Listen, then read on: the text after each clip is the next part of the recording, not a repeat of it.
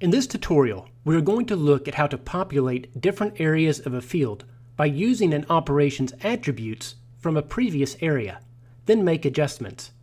We will use a center pivot field that is divided into separate areas, the irrigated center pivot and the surrounding dryland corners. Starting with the irrigated portion of the field, we will select the center and populate it with planting data.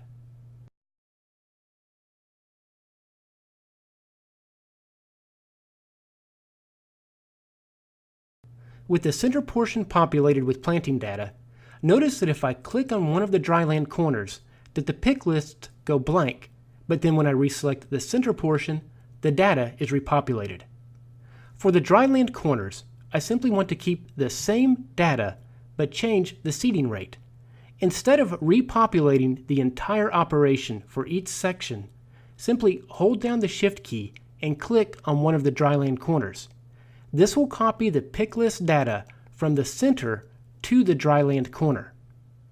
Next, unselect the center portion so that only the dryland corner is selected and change the seeding rate.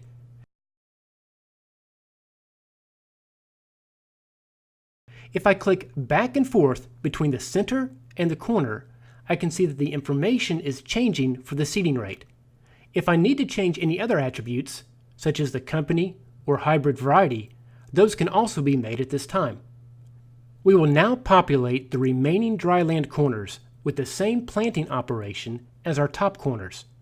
Selecting the top section so its pick list is active, I'll hold the Shift key down and click on the remaining corners to select them, which will copy the data from one corner to the next. If any further changes need to be made, I can make the edits for an individual selection. For example, I'm going to change the variety in the lower corner as a test to see if it performs better than the others. Click the corner so that it is the only area selected, then change the variety along with any other necessary data. Notice that if I hold the Shift button and click on an area that has already been populated with different data, Summit will give me a warning and ask if I want to overwrite that data. When I click Save and assign a season, the planting operation for the center pivot is now recorded within Summit. If I go over to the Maps view for this field, I see a layer that displays the different varieties.